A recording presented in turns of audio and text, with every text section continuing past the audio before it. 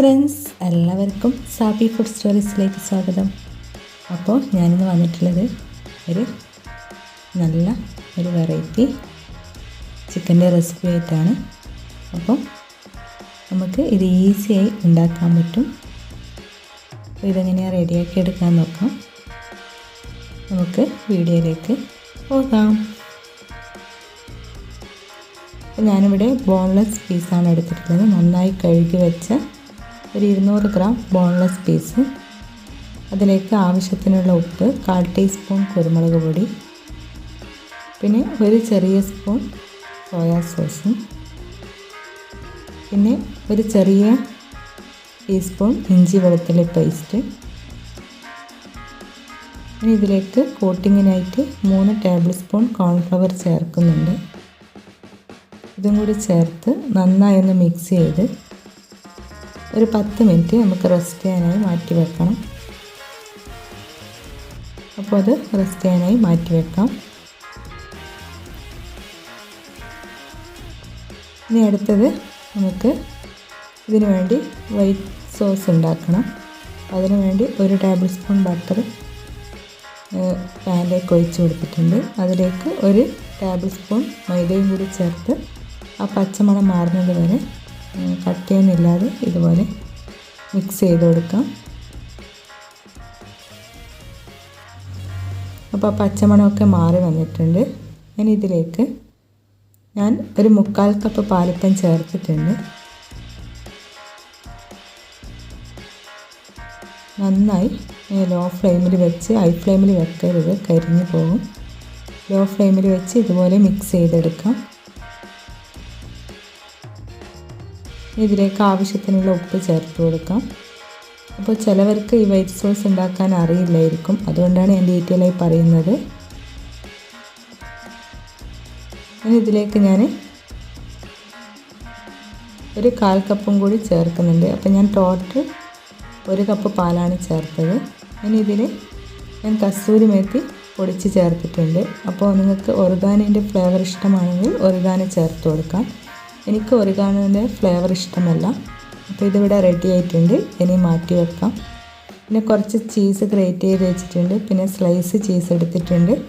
പിന്നെ മയോണീസും 1 table spoon tomato സോസും കൂടി ചേർത്ത് മിക്സ് ചെയ്ത് അവിടെ വെക്കാം. ഈ മയോണീസും ടൊമാറ്റോ സോസിലേക്കും വൈറ്റ് സോസും കൂടി മിക്സ് ചെയ്യണം. അത് ചൂടാറിയതിന് ശേഷം മിക്സ് ചെയ്ത് കൊടുക്കാം. പിന്നെ ഇതിന് ഫ്രഞ്ച് ഫ്രൈസ് വേണം. ഇത് ഞാൻ തലേന്ന് ഉണ്ടാക്കിയ ഫ്രഞ്ച് ഫ്രൈസാണ്. ഫ്രഞ്ച് ഫ്രൈസ് ഉണ്ടാക്കാൻ എല്ലാവർക്കും അറിയാമെന്ന് വിചാരിക്കുന്നു. ഇത് തിളക്കുകയൊന്നും വേണ്ട. കുറച്ച് ആവശ്യത്തിന് ഉപ്പ് ഇട്ട് ഒന്ന് തിളക്കും. പിന്നെ അതിനെ ഊറ്റി ഇതുപോലെ ജിപ്ലോ കവറിൽ വെച്ചിട്ട് നമുക്ക് ഫ്രീസറിൽ വെച്ച് കഴിഞ്ഞാൽ ആവശ്യത്തിനനുസരിച്ച് ഉണ്ടാക്കിയെടുക്കാം. അപ്പോൾ നമുക്ക് ഇനി ചിക്കൻ ചെറിയ പീസായതുകൊണ്ട് പെട്ടെന്ന് ഫ്രൈ ആയി കിട്ടും. അപ്പോൾ നമുക്ക് ഈ ചിക്കനും മീഡിയം ഫ്ലെയിമിലിട്ടിട്ട് ഈ ചിക്കനും ഫ്രഞ്ച് ഫ്രൈസും ഒന്ന് ഫ്രൈ ചെയ്തെടുക്കണം. അപ്പോൾ ഞാൻ ഡീറ്റെയിൽ ആയിട്ടൊന്നും കാണിക്കുന്നില്ല. അപ്പോൾ നമുക്ക് ഈ ചിക്കനും ഫ്രഞ്ച് ഫ്രൈസും ഒന്ന് ഫ്രൈ ചെയ്തെടുത്തിട്ട് വരാം.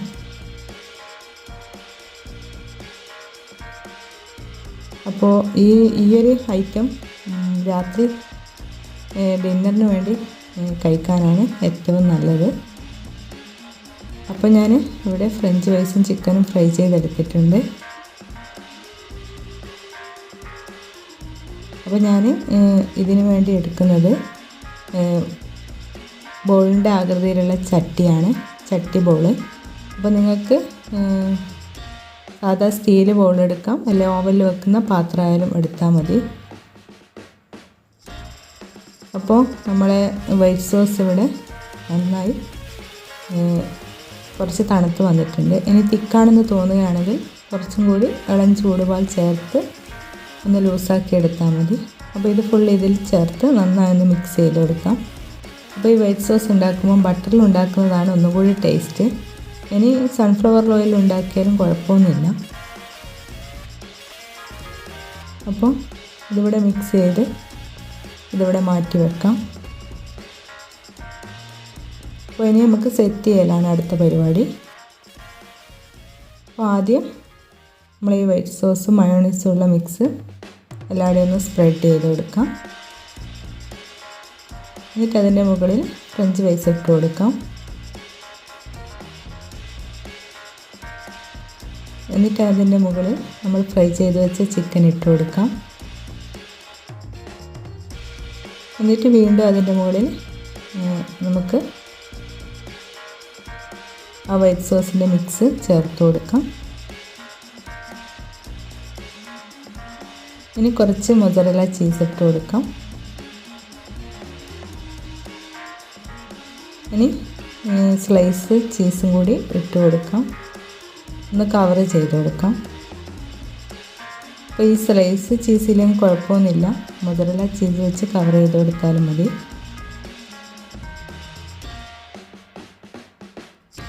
അപ്പോൾ ഇതിവിടെ റെഡി ആയിട്ടുണ്ട്. ഇതുപോലെ എല്ലാം ഒന്ന് റെഡിയാക്കി എടുക്കാം. അപ്പോൾ ഇത് ആവിയിൽ ഒന്ന് ആ ചീസിനെയൊക്കെ ഒന്ന് മെൽറ്റ് ചെയ്യണം. അപ്പോൾ ഞാനിവിടെ ആവി ഒരു 2 മിനിറ്റ് ആവി കയറ്റിയാൽ മതി. നമുക്ക് ഇത് 2 മിനിറ്റ് ആവിയിൽ ഇത് മെൽറ്റാക്കിയിട്ട് വരാം. അപ്പോൾ നമ്മുടെ ഒരു ബോൾ ഇവിടെ റെഡി ആയിട്ടുണ്ട്. ഇതുപോലെ എല്ലാം ഒന്ന് റെഡിയാക്കിയെടുത്ത് വരാം.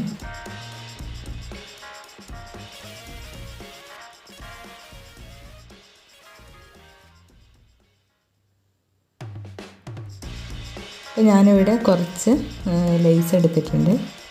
ഇത് തികച്ചും ഓപ്ഷണലാണ്, ഒരു ഭംഗിക്ക് വേണ്ടി ഞാൻ ചേർക്കുന്നതാണ്. അതും കൂടി മുകളിലിട്ടാൽ കാണാനൊരു നല്ല ഭംഗിയാണ്. അപ്പോൾ അതും കൂടി ചേർത്ത് കഴിഞ്ഞാൽ നമ്മുടെ റെസിപ്പി ഇവിടെ റെഡി ആയിട്ടുണ്ട്.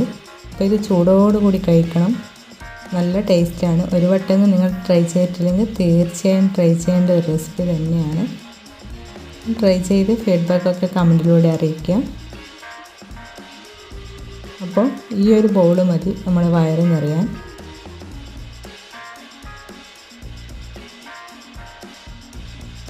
അപ്പോൾ ഇപ്പം പറയുന്നത് പോലെ തന്നെ നിങ്ങൾക്ക് എൻ്റെ വീഡിയോ ഇഷ്ടമായാൽ ലൈക്ക് ചെയ്യുക. വീഡിയോ ആദ്യമായി കാണുന്നവരാണെങ്കിൽ പ്ലീസ് സബ്സ്ക്രൈബ് ചെയ്യാൻ മറക്കരുതേ. അപ്പോൾ അടുത്ത ഒരു നല്ല റെസിപ്പി ആയിട്ട് ഞാൻ വരുന്നതായിരിക്കും. അതുവരെ ബൈ ബൈ.